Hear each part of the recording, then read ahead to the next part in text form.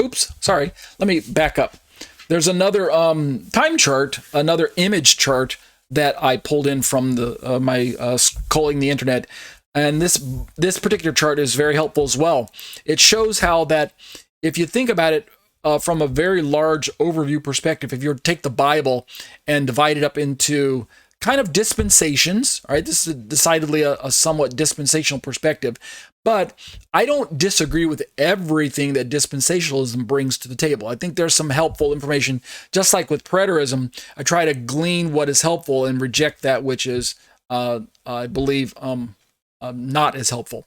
So we could see that from a Jewish perspective, we have a Jewish supremacy in the earth in the Old Testament kingdom of Israel, leading up to a point, right, where God called Israel out of Egypt and brought them into the promised land and established them as a people in their own land with their own kingdom, their own laws, their own temple, etc., until they played the harlot and Nebuchadnezzar came along. I'm sorry, until really Assyria came along and exiled the northern tribes, and then Babylon came along and exiled the southern tribes. But at that point in time, beginning with the captivity with Assyria and Babylon, we enter into a parenthesis in Israel's history that's labeled by this chart, the times of the Gentiles, which again is a kind of a dispensational description, but I think it's actually helpful and actually accurate. So look at the bottom of your chart. You can see these little markers known as the captivity. And then reading from left to right, we've got Babylon, which is the gold part of the statue, Medo-Persia, which is the silver part, Greece, which is the bronze part, and then Rome, which is the iron part, and then revived Rome, which is the iron mixed with clay down at the feet. And that's the end of the times of the Gentiles, or Gentile supremacy. And then, as you can see on the chart, at the stone hitting the statue at the feet, we close the parenthesis and we begin once again the Jewish supremacy in the earth with the millennial kingdom. Now again, probably one of the greatest strengths for me as a Jewish believer in the dispensational perspective, one of the ideas that's proffered by them that I like the most is that they give Israel the physical kingdom. That's what we might call a premillennial when it comes to rapture, but premillennial. Yeah, premillennial when it comes to Christ returning to earth to set up the kingdom prior to the millennial, premillennial. And so dispensationalism, classic dispensationalism, holds to a pre-trib, premillennial. Pre-trib meaning they believe that Christians will be raptured before the tribulation, the 7-year tribulation from their viewpoint, but that Christ will return to earth prior to the millennium, meaning he'll set up his millennial kingdom and then rule from planet earth. And this will be governed by the Jewish people. So at least dispensationalists give the millennial kingdom back to the Jewish people in comparison to, say, many religious Christian groups like Catholics and Lutherans who rob Israel of that physical millennial kingdom by postulating an amillennial perspective. There's no physical 1,000-year kingdom. But according to what my understanding, we're working our way towards a real literal kingdom on earth. All right, let's jump into Daniel chapter 7. Begin to work our way through this. What we're going to find, let me tell you up right up front. Again, I'm fine with giving spoilers. Spoiler alert, spoiler alert. We'll flash a little graphic on screen. Spoiler alert. Daniel chapter 7 is essentially a retelling of Daniel chapter 2's vision, but seen through the lens of Daniel's personal dream and through the lens of animals instead of metals and a statue. But it's essentially the same slice of history and the same prophetic vision of the end times. It gives a little more detail this time, so let's read it. So that's my spoiler alert. In case you're like, oh, Ariel, you ruined it. What were you thinking? Well, sorry. All right. My heading in the Bible for this NASB says vision of the 4 beasts. So we're going to be reading about 4 primary beasts. And then there's this 5th beast that was represented by the toes. This 5th beast that's, from Daniel's perspective, kind of smashed up into the 4th beast. There's no break between the way the description moves from 4th beast to 5th. But we definitely have this kingdom here that Daniel talks about, this heavenly kingdom represented by the stone in Daniel's statue, Nebuchadnezzar's statue. But in this case, it's going to be we're going to actually see the Ancient of Days and the Messiah figure, the Son of Man. Let's read it. Let me read down through this time. I'm going to read through most of the. In fact, I think it'll be the whole chapter. So I'm not going to tell you the verses. Just follow along on the screen. Vision of the four beasts, verse 1. That's the only verse you'll get. In the first year of Belshazzar, king of Babylon, Daniel saw dream and visions. By the way, chronologically, people say that this steps backwards in time. So I'm not going to get into all that right now. Germane to our study is that this vision in Daniel chapter 7 in our book, so the chapters are laid out in a way that I'm just kind of working with now. I'm not going to tell you whether 7 chronologically actually came before 2 or not. That's not part of my study. The germane to my study, the walk away that I want you to gain from this is that the 2 chapters, chapter 7 and chapter 2, both describe the same events, the same kingdoms, the same Gentile nations that arrive on the scene, and Israel has to deal with them. All right. Daniel saw a dream and visions in his mind as he lay on his bed. Then he wrote the dream down and told the following summary of it. Daniel said, I was looking in my vision by night, and behold, the 4 winds of heaven were stirring up the great sea. And 4 great beasts were coming up from the sea, different from one another. The first was like a lion, but had the wings of an eagle. I kept looking until the wings were plucked, and it was lifted up from the ground and set up on 2 feet like a man, a human. Mind was also given to it. And behold, another beast, a second one resembling a bear. It was raised up on one side, and 3 ribs were in its mouth between its teeth. And they said this to it. They, interesting again, arise, devour much meat. After this, I kept looking, and behold, another one like a leopard, which had on his back 4 wings of a bird. The beast also had 4 heads, and dominion was given to it. After this, I kept looking in the night visions. Notice, let me interject, notice the chronological sequence supplied by Daniel's after this, things like that. This lets us know that these are successive kingdoms. They should happen one after another primarily. Verse 7. After this, I kept looking in the night visions, and behold, a 4th beast, dreadful and terrible, and extremely strong, and it had large iron teeth. It devoured and crushed and trampled down the remainder with its feet. And it was different from all the beasts that were before it, and it had 10 horns. While I was thinking about the horns, behold, another horn, a little one, came up among them, and 3 of the previous horns were plucked out before it, and behold, this horn possessed eyes like human eyes, and a mouth uttering great boasts. Now, in my Bible, this heading chapter, starting with this verse, says the Ancient of Days reigns. And it's right in the middle of seeing the 4 beasts that we have this kind of interjection of this heavenly vision, heavenly part. Starting in verse 9, I kept looking until thrones were set up, and the Ancient of Days took his seat. His garment was white as snow, and the hair of his head was pure wool. His throne was ablaze with flames. Its wheels were a burning fire. A river of fire was flowing and coming out from before him. Thousands upon thousands were serving him, and myriads upon myriads were standing before him. The court convened, and the books were opened. Then I kept looking because of the sound of the boastful words which the horn was speaking. I kept looking until the beast was killed, and its body was destroyed and given to the burning fire. As for the rest of the beasts, their dominion was taken away, but an extension of life was granted to them for an appointed period of time. Now we have a chapter or a heading, a topic heading that says the Son of Man presented, starting in verse 13. I kept looking in the night visions, and behold, with the clouds of heaven, one like a Son of Man was coming. And he came up to the Ancient of Days and was presented before him. And to him was given dominion, honor, and a kingdom, so that all the peoples, nations, and populations of all languages might serve him. His dominion is an everlasting dominion which will not pass away, and his kingdom is one which will not be destroyed. And now we have a heading titled The Vision Interpreted, starting in verse 15. As for me, Daniel, my spirit was distressed within me, and the visions in my mind kept alarming me. I approached one of those who were standing by and began requesting of him the exact meaning of all this. So he told me and made known to me the interpretation of these things. Starting in verse 17. These great beasts, which are 4 in number, are 4 kings who will arise from the earth. But the saints of the highest one will receive the kingdom and take possession of the kingdom forever, for all ages to come.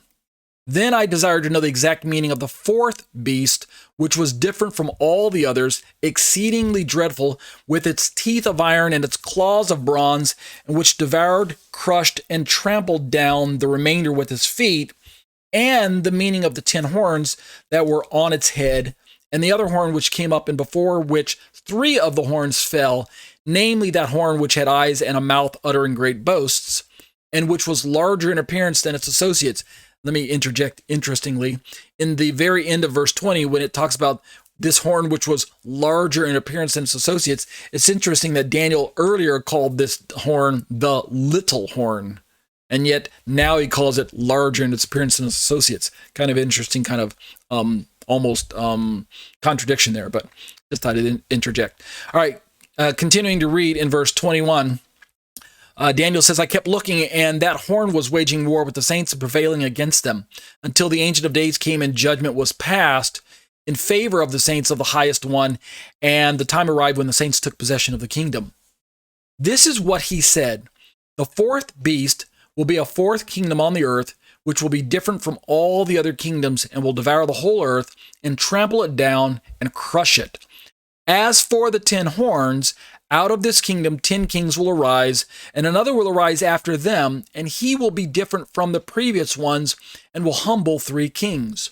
And he will speak against the Most High, and wear down the saints of the highest one, and he will intend to make alterations in times and in law, and they will be handed over to him for a time, times, and half a time. But the court will convene for judgment, and his dominion will be taken away, annihilated, and destroyed forever. Then the sovereignty, the dominion, and the greatness of all the kingdoms under the whole heaven will be given to the people of the saints of the highest one. His kingdom will be an everlasting kingdom, and all the empires will serve and obey him. And then the final verse says, and at this point the revelation ended. As for me, Daniel, my thoughts were greatly alarming me, and my face became pale, but I kept the matter to myself. All right. So we've got about 5 minutes left in this study. What we're going to see is, and this will definitely move into next week as well, where we're going to start looking at chapter 7. What we're going to be finding out is that, let me see if I've got another graphic here. Yeah, another graphic shows the 4 animals. What we're going to find out is that Daniel's dream/vision of these 4 animals corresponds 1-to-1 with Nebuchadnezzar's dream of the statue with the 4 metals. So if you look at the picture on the screen now, you've got, reading from right to left, from left to right, we've got Babylon as the lion with wings. Then we've got Greece. I'm sorry, these aren't in order. I apologize. I said right to left, but really it's just starting with Babylon and going counterclockwise. We've got Medo-Persia as the bear raised up on one side with ribs in its mouth. Then we've got Rome, which is, this isn't the order that they're in, but Rome, which is this dreadful looking dinosaur-like beast on the screen there. And then we've got Greece, which is a leopard with 4 heads and wings and things like that. And so the order that Daniel sees them, I'll put them back in order for you, are Babylon, the lion, first, then Medo-Persia, the bear, second, then Greece, the leopard, third, and then the 4th beast, Rome, with all of its horns on its head, the dinosaur-looking, dragon-like looking beast that you see on your screen now. So what we're going to find out in time, let me turn back to Daniel chapter 7 here. What we're going to find out in time is that what Daniel was shown is the same thing that Nebuchadnezzar was shown, and that it's a slice of history that details predominantly Gentile kingdoms that are going to arrive on the scene, starting with Babylon and working their way towards the coming of Messiah in the 1st century. So working our way up to that. It's obviously known by Bible readers that Rome was the dominant world empire at the time of Christ. And yet it's also obviously known that Babylon was the dominant world empire at the time of Daniel. So Daniel's dream is showing us these 4 great earthly kingdoms that are going to hit the scene in that order. What's important for our Revelation study, and I'm closing with these thoughts, is that when we finally get to the book of Revelation, John is going to begin detailing events that I believe are future, that are going to show us a final beast empire that is predominantly controlled by Antichrist, the false Messiah, the false prophet, and the beast systems, Mystery Babylon or Babylon the Great, and things like that. And the way it plugs back into Daniel is that this final beast empire that Satan utilizes by satanically inspiring the Antichrist and things like that is itself going to be almost inspired, as it were, or compositely made up of previous, what we might call beast empires. So the bigger picture that we're going to see when we get to the book of Revelation is that John actually goes farther back in human history than Daniel did, and he brings in two more beast kingdoms that existed prior to Daniel's prophecy and includes them in this long list of 7 beast empires and then an 8th beast empire. So I'm losing you with some of these details, but right now, because we've not cracked open the book of Revelation yet. But germane to where we're going, where our study is aimed at, is that by the time we get to the book of Revelation, we're going to need to remember that Daniel already prophesied and foretold of these earthly beast empires, that even though from our perspective today, the what we might call the influence of those empires is no longer at a worldwide level. For instance, in Daniel's day, Babylon conquered the known world. Medes and the Persians conquered the known world. Greece conquered the known world under Alexander the Great. And Rome conquered the known world in the time of Christ. Even though that was true back then, by the time we get to the book of Revelation, and John describes these beast empires that have been used by Satan down through the ages, culminating in this 8th final beast empire that's going to exist at the end of days, the new world order that Satan's going to be utilizing as his tool in the final days. This 8th beast empire has influences of the previous beast empires, Egypt, Assyria, Babylon, Medo-Persia, Greece, and Rome, and then this mysterious 7th beast empire that could either be the Ottomans, or it could be the Russian Empire, or it could be even Nazi Germany as the 7th empire. But this 8th beast empire is a kind of a composite of all the empires that came before it, although minus the dominion that they had. So what I'm trying to say is that this final 8th empire doesn't need to have the same footprint as all the empires before it, but it definitely is in the same geographical part of the world. And it, in my understanding, it actually does cover a lot of the same geographical footprint, although it doesn't have to be the exact same borders, because people shift in time, right? The people of Babylon, migrate to a different landmass and occupy a different part of the world, modern part of the world, than say ancient, or vice versa, or something like that. So we don't need to get caught up in details where, wait a minute, ancient Babylon no longer contains the dominion that it did back in Daniel's day. The people groups in Iraq don't have the same world power influence. Well, that's not the point.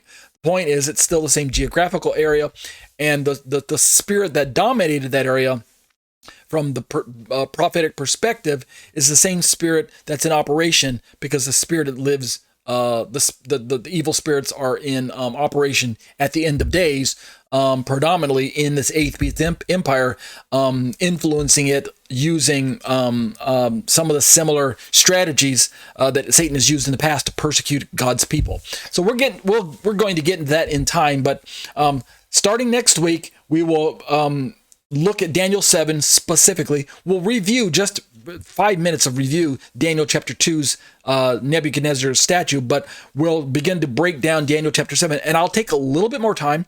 I may even take 2 weeks starting next week. We'll begin to peel back the details of Daniel chapter 7. It certainly warrants, because of all the details, it certainly warrants a verse-by-verse study, but I'll see if I can do it in 1 or 2 weeks for us, but not drag it out. But we're finally starting to get into more of eschatology and end time events. So I hope the study is becoming a little bit more exciting for you. But that'll do it for eschatology, a biblical study of end time events.